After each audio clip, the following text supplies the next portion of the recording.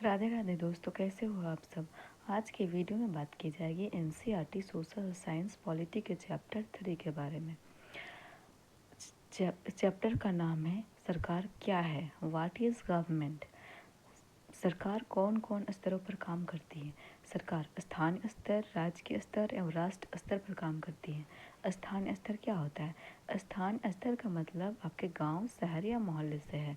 राज्य स्तर का मतलब होता है कि जो पूरे राज्य को ध्यान में रखे, जो एक मतलब पर्टिकुलर राज्य को ध्यान में रखा जाता है। जैसे कि झारखंड या बिहार की सरकार जो है पूरे राज्य स्तर में काम करती है, मतलब अपने अपने स्टेट में काम करती है। राष्ट्र स्तर की सरकार का संबंध पूरे देश से होता है। सरकार के कितने प्रकार होते हैं। सरकार के दो प्रकार होते हैं, लोकतंत्र और राजतंत्र। लोकतंत्र में क्या होता है। लोकतंत्र में तो लोग ही सरकार को यह शक्ति देते हैं। लोग ऐसा चुनाव के माध्यम से करते हैं और वे अपनी पसंद के नेता को वोट देकर चुनते हैं। एक बार चुन लिए जाने के बाद यही सरकार बनाते हैं। लोकतंत्र में सरकार को अपने निर्णय एवं उठाए गए कदमों का आधार बताना होता है और सफाई देनी होती है। राजतंत्र क्या है। इसमें राजा या रानी के पास निर्णय लेने और सरकार चलाने की शक्ति होती है। राजा के पास सलाहकारों का एक छोटा सा समूह होता है जिससे वह विभिन्न मुद्दों पर चर्चा कर सकता है। अंतिम निर्णय लेने की शक्ति उसी के पास रहती है। लोकतंत्र के समान राजतंत्र में राजा या रानी को अपने निर्णय के आधार नहीं बताने पड़ते हैं और न ही अपने निर्णय की सफाई देनी पड़ती है। भारत में कैसे सरकार है। भारत में लोकतांत्रिक सरकार है। आज के समय में लोकतांत्रिक सरकार को प्रायः प्रतिनिधि लोकतंत्र कहते हैं। लोकतांत्रिक को हम प्रजातंत्र भी कह सकते हैं। प्रतिनिधि लोकतंत्र में लोग सीधे भाग नहीं लेते हैं, बल्कि चुनाव की प्रक्रिया के द्वारा अपने प्रतिनिधि को चुनते हैं। ये प्रतिनिधि मिलकर सारी जनता के लिए निर्णय लेते हैं। आजकल कोई भी सरकार अपने आप को तब तक लोकतांत्रिक नहीं कह सकती जब तक वह देश के सभी वयस्क नागरिकों को वोट देने का अधिकार न दे। यंग इंडिया नामक पत्रिका किसके द्वारा लिखा गया था। 1931 में यंग इंडिया पत्रिका में लिखते हुए गांधी जी ने कहा था कि मैं यह विचार सहन नहीं कर सकता कि जिस आदमी के पास संपत्ति है वह वोट दे सकता है, लेकिन वह आदमी जिसके पास चरित्र है पर संपत्ति या शिक्षा नहीं है वह वोट नहीं दे सकता है। या जो दिन भर अपना पसीना बहाकर ईमानदारी से काम करता है वह वोट नहीं दे सकता है, क्योंकि उसने गरीब आदमी होने का गुनाह किया है। क्योंकि पहले वोट देने का अधिकार सिर्फ जो पढ़े लिखे होते थे और जो मतलब धनवान होते थे उनको था। स्त्री और मतलब गरीब लोगों को वोट देने का अधिकार नहीं था, इसलिए गांधी जी ने ये कहा है। महिला मताधिकार आंदोलन किसे कहते हैं। महिलाओं को वोट देने और राजनीतिक रूप से भाग लेने का अधिकार दिलाने के लिए चलाया गया एक संगठित अभियान था। यह आंदोलन मुख्य रूप से अमेरिका और यूरोप जैसे ब्रिटेन में शुरू हुआ, जहां महिलाओं को संपत्ति रखने या चुनाव के वोट देने का अधिकार नहीं था। महिलाओं द्वारा मताधिकार के लिए किए गए संघर्ष ने प्रथम विश्व युद्ध के दौरान और मजबूती पकड़ी। इस आंदोलन को महिला मताधिकार आंदोलन कहते हैं और अंग्रेजी में से सफरेज मूवमेंट कहते थे। सफरेज का क्या मतलब होता है। सफरेज का मतलब होता है वोट देने का अधिकार।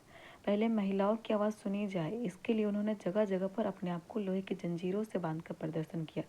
उनमें से कई क्रांतिकारी महिलाएं जेल गई और भूख हड़ताल पर बैठी, तब जाके आज हमें वोट देने का अधिकार मिलता है, मतलब अपने नेता खुद चुनने का अधिकार मिला है। अमेरिका में औरतों को वोट देने का अधिकार कब मिला। अमेरिका में औरतों को वोट देने का अधिकार 1920 में मिला। इंग्लैंड की औरतों को वोट देने का अधिकार कब मिला। इंग्लैंड में औरतों को वोट देने का अधिकार 1928 में मिला। आप सरकार शब्द से क्या समझती हैं। एक सूची बनाएं कि किस तरह से सरकार आपके जीवन को प्रभावित करती है। सरकार कुछ लोगों का एक ऐसा समूह है जो लोगों के लिए व्यवस्था करती है, नियम बनाती है और निर्णय लेती है। इन नियमों को अपने देश में रहने वाले लोगों पर लागू करती है। सरकार निम्नलिखित प्रकार से हमारे जीवन को प्रभावित करती है। देश की सीमाओं की रक्षा करना तथा दूसरे देशों से शांतिपूर्ण संबंध स्थापित करना। देश के लोगों को जन सुविधाओं जैसे परिवहन, शिक्षा, स्वास्थ्य, संचार आदि उपलब्ध कराना। देश में लोक कल्याणकारी योजनाएं लागू करना। विपदाओं के समय पीड़ित लोगों को सहायता पहुंचाना। देश में शांति तथा कानून व्यवस्था लागू करना। सरकार को कानून के रूप में सबके लिए नियम बनाने की क्या ज़रूरत है।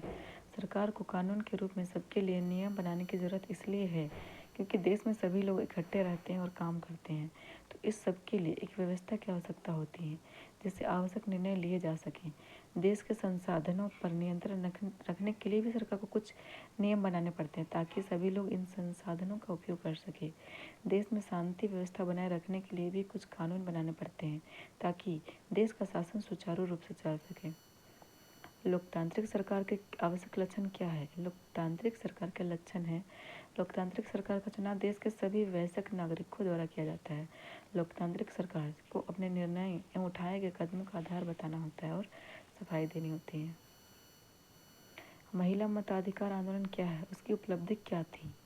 महिलाओं द्वारा मताधिकार के लिए आंदोलन चलाया गया था। इस आंदोलन को महिला मताधिकार आंदोलन कहा जाता है। पूरे यूरोप और अमेरिका में महिलाओं को सरकार के कार्यों में भागीदारी का अधिकार नहीं था। महिलाओं को सरकार के कार्यों में भागीदारी के लिए संघर्ष करना पड़ा।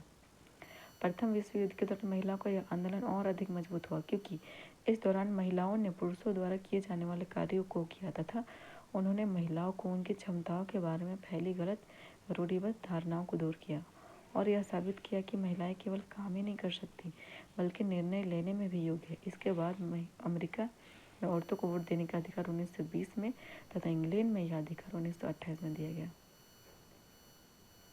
गांधी जी का दृढ़ विश्वास था कि भारत में हर एक वयस्क को वोट देने का अधिकार मिलना चाहिए, लेकिन बहुत सारे लोग उनके विचारों से सहमत नहीं हैं। बहुत लोगों को लगता है कि अशिक्षित लोगों को, जो ज़्यादातर गरीब है, वोट देने का अधिकार नहीं मिलना चाहिए। आपका क्या विचार है? क्या आपको लगता है कि यह भेदभाव का एक रूप होगा? हमारे विचार से भारत में सभी वयस्कों को वोट देने का अधिकार मिलना चाहिए। इन वयस्कों में अशिक्षित और गरीब लोग भी शामिल हैं क्योंकि वोट देने के अधिकार का अर्थ है शासन में भागीदारी। यदि हम अशिक्षित और गरीब लोगों को वोट देने के लिए अधिकार से वंचित रखते हैं तो हम लोकतांत्रिक व्यवस्था के अन्य मूल समानता का पालन भी नहीं करते हैं। दूसरे, हम उनके शासन में भागीदारी के अधिकार को छीनते हैं जिससे वह निर्णय लेने की प्रक्रिया में शामिल हो सकता है तथा अपने और देश के हित में निर्णय ले सकता है। इसी के साथ ये चैप्टर समाप्त होती है और अगले वीडियो में नेक्स्ट जो चैप्टर होंगे, चैप्टर 4, उसके बारे में डिस्कशन करेंगे। उसके बाद उसके से जितने प्रश्न बनेंगे वो किए जाएंगे।